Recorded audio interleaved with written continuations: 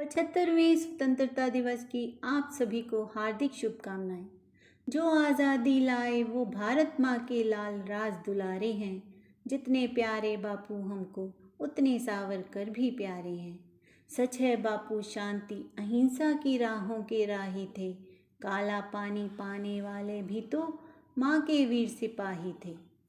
भारतीय स्वतंत्रता आंदोलन में कई ऐसे महान व्यक्ति हुए जिन्होंने अपने विचारों और देशभक्ति से स्वतंत्रता की एक नई अलख जगाई। ऐसे ही एक महान विभूति थे विनायक दामोदर सावरकर। विनायक दामोदर सावरकर महान क्रांतिकारी, चिंतक, लेखक, कवि, वक्ता और राजनेता थे। वे स्वतंत्रता आंदोलन के अग्रिम पंक्ति के सेनानी और प्रखर राष्ट्रवादी नेता थे। वीर सावरकर जी का जन्म 28 मई 1883 को महाराष्ट्र के नासिक जिले के भगुर गांव में हुआ। उनकी माताजी का नाम राधाबाई और पिताजी का नाम दामोदर पंत सावरकर था। इनके दो और भाई थे, गणेश सावरकर और नारायण सावरकर। इनकी पत्नी का नाम यमुनाबाई था। बचपन से ही सावरकर जी को पढ़ने का बहुत शौक था।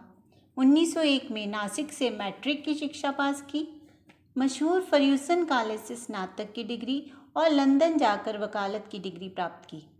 1904 में अभिनव संगठन बनाया जिसका उद्देश्य अंग्रेज़ों के विरुद्ध स्वतंत्रता सेनानियों की फौज तैयार करना था। 1905 में बंगाल के विभाजन के विरोध में विदेशी वस्त्रों की होली जलाई। इस दौरान ही कई पत्र पत्रिकाओं में अनेक लेख भी छपे। इन्हें पहली बार 13 मई 1910 को गिरफ्तार किया गया।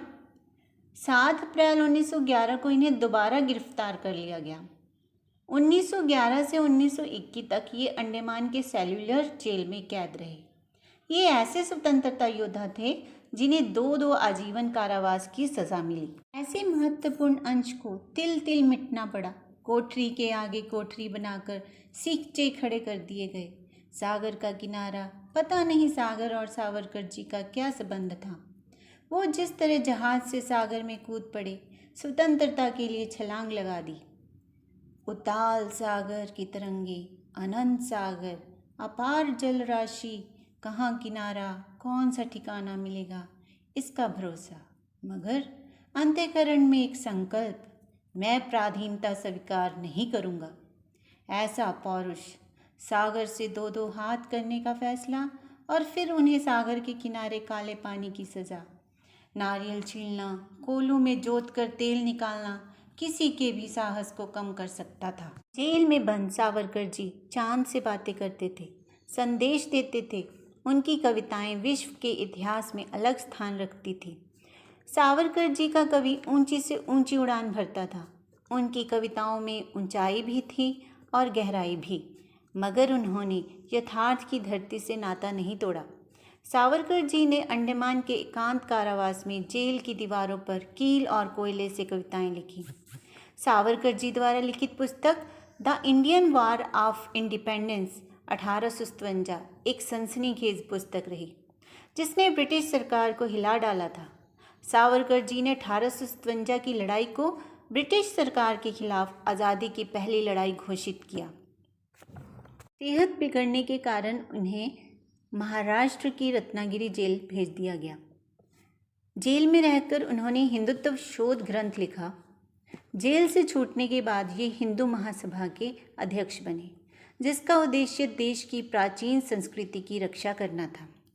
सावरकर जी ऐसे क्रांतिकारी थे जिन्होंने राष्ट्र के सर्वांगीण विकास का चिंतन किया। उन्होंने छुआछूत, बाल विधवा विवाह, पुण्य विवाह पर प्रतिबंध आदि के विरुद्ध आंदोलन शुरू किया। वे कुरीतियों का निर्मूलकरण करने वाले समाज सुधारक थे। उनका संपूर्ण जीवन स्वराज्य की प्राप्ति के लिए संघर्ष करते हुए बीता। अंत 26 फरवरी 1966 को भारत के इस महान क्रांतिकारी का निधन हो गया। आज़ादी के बाद उन्हें डी लिट की उपाधि दी। सन 2002 में पोर्ट ब्लेयर के हवाई अड्डे का नाम इनके नाम पर रखा गया, वीर सावरकर अंतर्राष्ट्रीय हवाई अड्डा। ऐसे वीर पुरुष को मेरा शत शत नमन, शत शत नमन है। नमन उनको कि जो जश काए को अमरत्व देकर इस जगत में शौर्य की जीवित कहानी हो गए। है नमन उनको जिनके सामने बौना हिमालय, जो धरा पर गिर पड़े पर आसमानी हो गए। जय हिंद, जय भारत।